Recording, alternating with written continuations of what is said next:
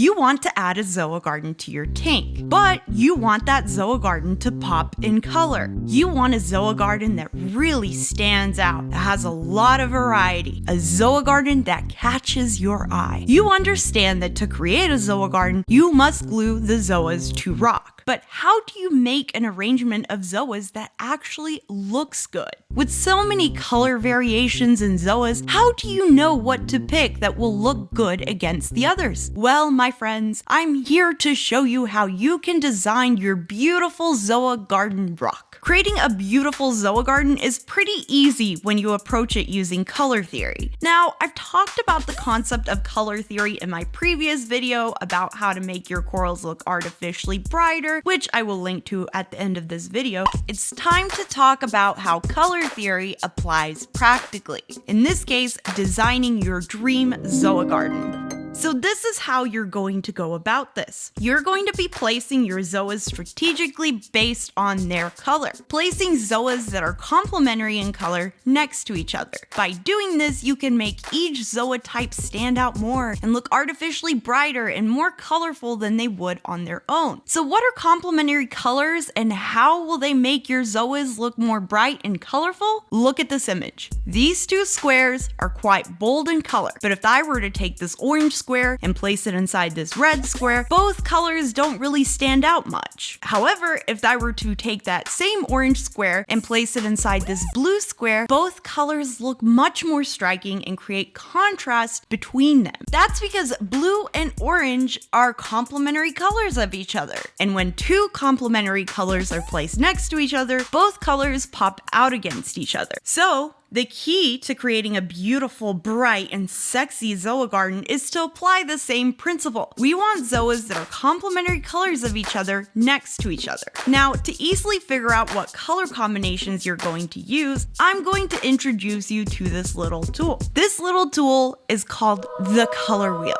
The color wheel, this color wheel right here, is a visual tool that you will use when picking out your Zoas and deciding on where to place them.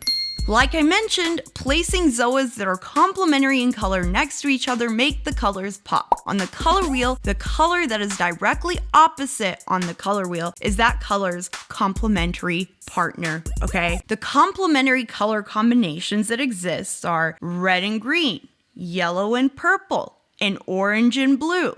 Okay, so essentially all we're doing is taking one Zoa and placing it right next to the complementary color of it. By doing this, you'll create a high contrast color combo that will make your Zoa garden colors truly pop. But because Zoas come in all sorts of different colorations and often have a multicolored design to them, this technique isn't exactly a perfect rule. When designing your Zoa garden using the color wheel, just think about what color of the Zoa sticks out to you most. Also, this technique is not a hardline rule either. Zoa neighbors in your garden don't have to be perfect complementary colors of each other. For example, if you have a green colored Zoa, but you can't find a red colored Zoa to pair with it, you can also pick colors that are similar to red on the color wheel, like orange or orange yellow. So what does this look like in practice? Well, say you have this beautiful Rasta Zoa here that is primarily green in color. You don't really know what Zoa you should place next to it. So you take out your handy dandy color wheel. The color wheel shows that the complementary color to the green Rasta Zoa is red. So you have many options, like adding a red hornet Zoa or a pretty watermelon Zoa.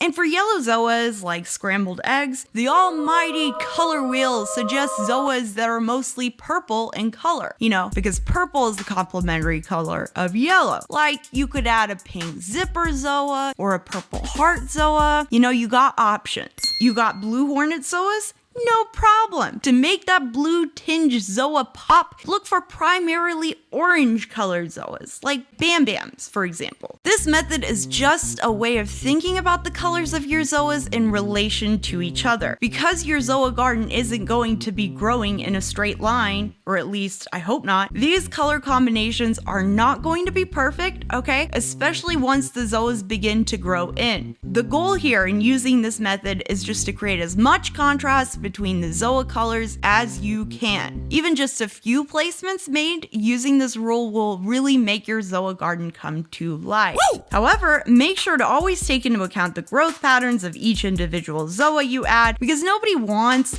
a strategically planned, beautiful Zoa garden becoming completely overrun by one aggressive guy, right? And for bonus points, keep an eye out for Zoas that have naturally complementary colors within themselves. Zoas are by far the best coral out there for natural complementary color variations, so selecting these beauties will make your Zoa garden pop in color even more. Now let's take a look at some real life Zoa gardens, shall we?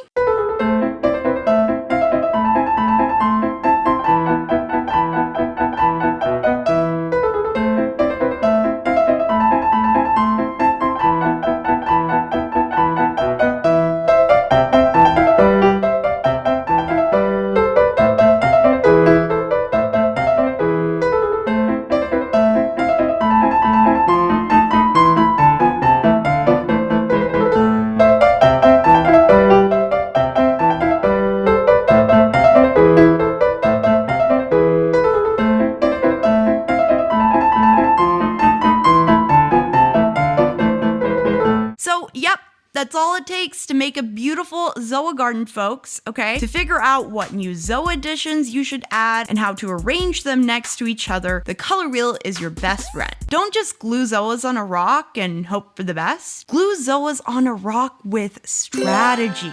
Okay? By using this technique, you'll have a beautiful combination of colors that will make each type of Zoa you select look artificially brighter in a Zoa garden with contrast that is bright, bold, and beautiful. You, my friend, are now equipped to create that sexy Zoa garden of your dreams. Let me know in the comments what you think about Zoa garden designing. Do you strategically plan your Zoa layout beforehand or as you get more? Or do you enjoy the aura of mystery from randomly placing them? Also, make sure to smash that subscribe if you want to see more reef tank design videos like this in the future. Or hey, even if you don't, smash that subscribe regardless. I can't believe that I ruined comment time. I also can't believe that people actually stick around for comment time. I won't forget to include the comments in comment time ever again, I promise. Also, the fact that I get first hear comments on my videos now makes me really happy. Does this mean I'm a real YouTuber now? And yeah, I guess you're right about the tank. She seems a bit more on the feminine side anyway. Okay, so I actually made this aquascape with my own 2 hands. I mean, no lie, I made videos about it. But if you think it looks like I paid for it, then it must mean I did something right. And I think you're on to something here, Splash. No wonder people don't watch my videos. Let's name this one Ultra Epic Rare Neon High-End Zoa Garden Tutorial. Please watch. Maybe I'll finally get those sub smashes, huh?